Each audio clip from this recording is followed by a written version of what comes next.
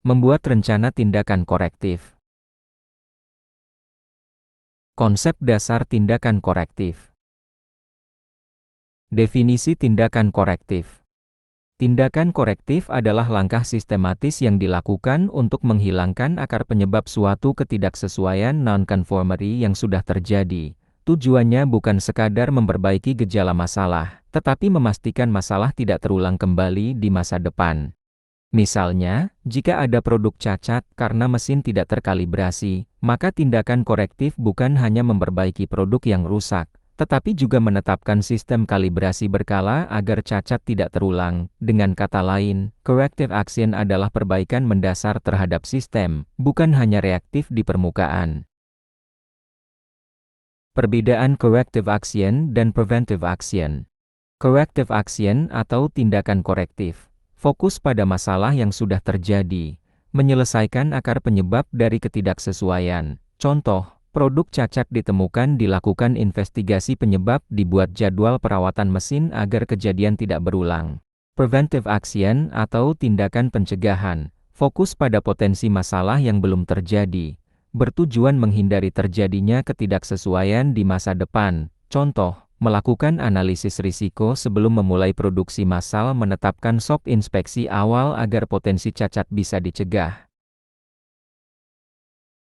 Perbedaan utama, korektif menutup lubang yang sudah ada, pencegahan membangun pagar agar lubang tidak muncul. Dalam praktik QMS modern, corrective dan preventive action sering digabung dalam kerangka risk-based thinking.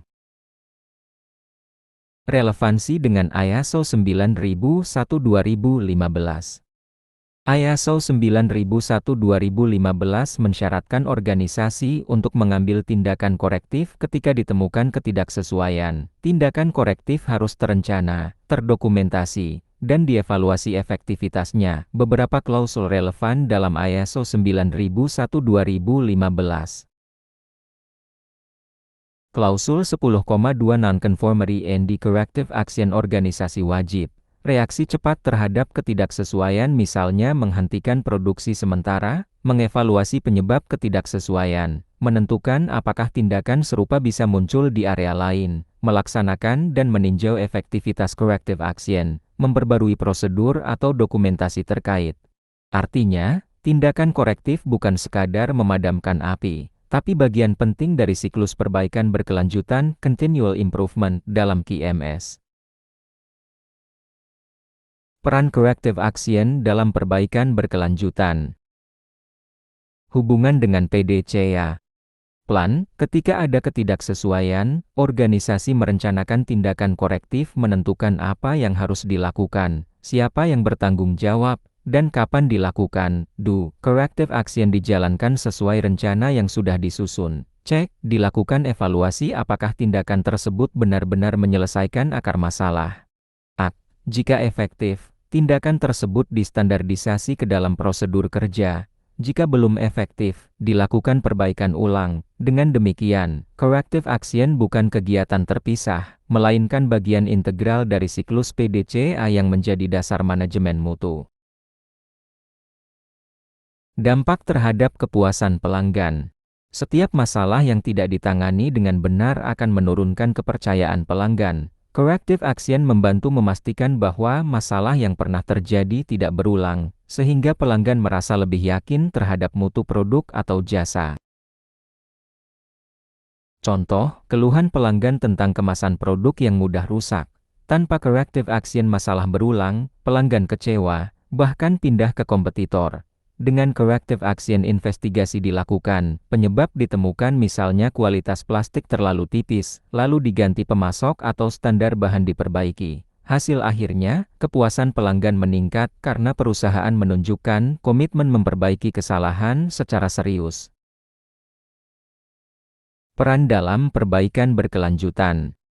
Corrective action adalah pintu masuk utama menuju perbaikan berkelanjutan, continuous atau continual improvement. Dari setiap ketidaksesuaian, organisasi mendapat pembelajaran untuk memperbaiki sistem. Tanpa corrective action, masalah hanya dipadamkan sementara, bukan diselesaikan.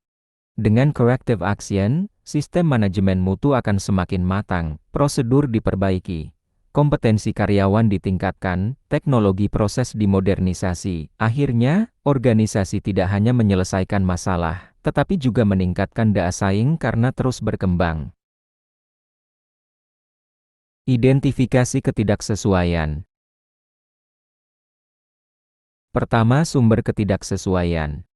Audit internal dan eksternal. Ketidaksesuaian sering ditemukan saat audit sistem mutu, baik yang dilakukan internal maupun eksternal, misalnya audit sertifikasi ISO. Auditor akan menilai kesesuaian prosedur dengan pelaksanaan, lalu mendeteksi adanya gap, inspeksi dan pengujian produk. Ketidaksesuaian dapat muncul dari hasil quality check di lini produksi, misalnya produk tidak sesuai spesifikasi teknis, ukuran tidak pas, atau performa tidak memenuhi standar.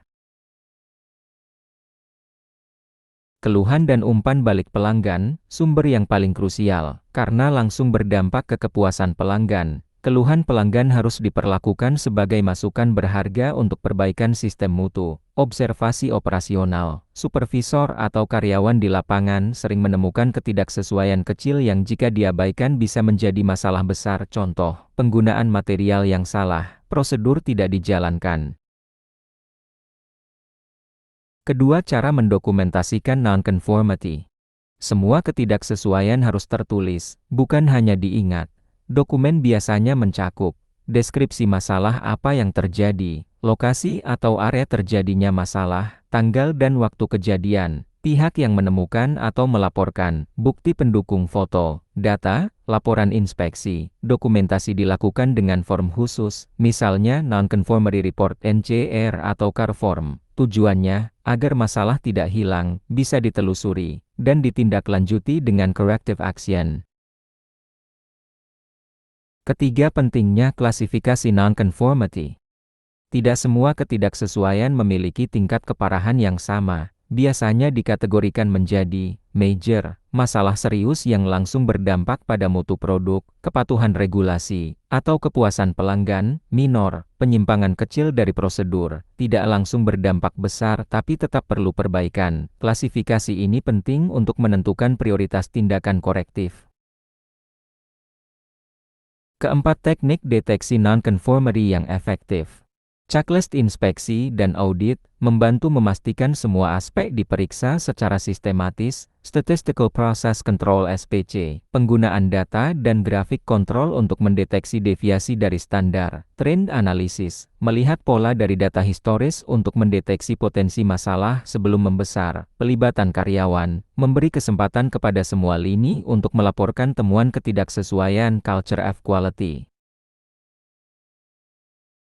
Menyusun rencana tindakan korektif. Pertama, struktur rencana. What, who, when, how.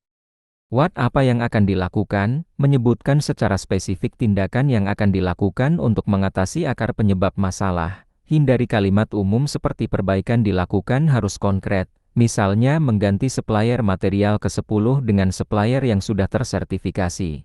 Who, siapa yang bertanggung jawab, menunjuk individu atau departemen yang akan melaksanakan tindakan, misalnya bagian quality assurance atau supervisor produksi lainnya. When, kapan dilaksanakan, menetapkan tenggat waktu yang jelas agar rencana tidak hanya berhenti di kertas. Contoh, selesai pada 15 September tahun 2025. How, bagaimana caranya, menjelaskan metode atau prosedur pelaksanaan. Contoh, melakukan pelatihan operator dengan modul baru atau menerapkan inspeksi tambahan di proses awal. Prinsip penyusunan: SMART, specific, measurable, achievable, relevant, time-bound. Kedua, penetapan person in charge.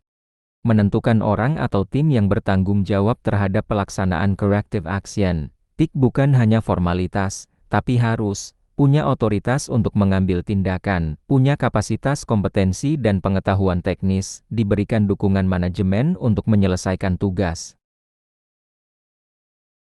Tujuannya, menghindari kebingungan siapa yang harus mengerjakan karena tanpa PIC yang jelas, corrective action sering tertunda atau tidak berjalan.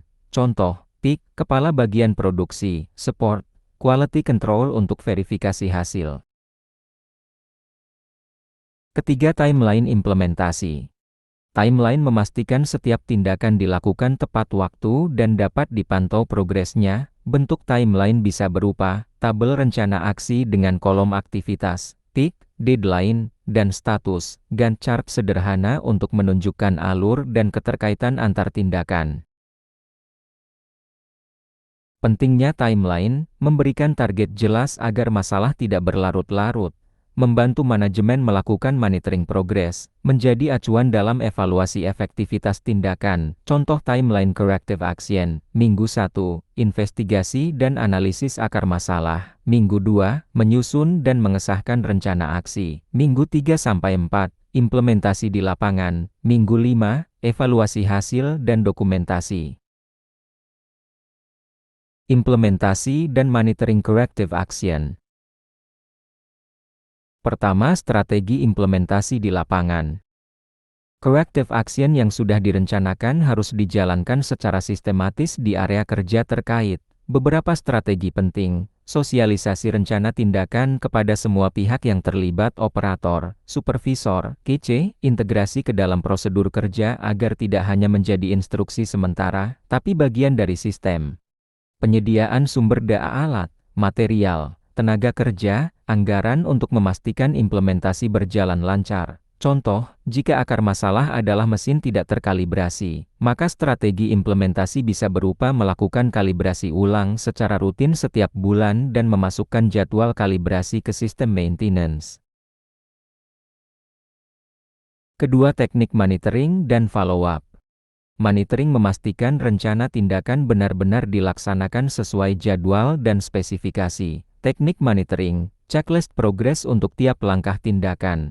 Audit internal atau inspeksi lapangan secara berkala, meeting evaluasi mingguan atau bulanan untuk membahas kendala.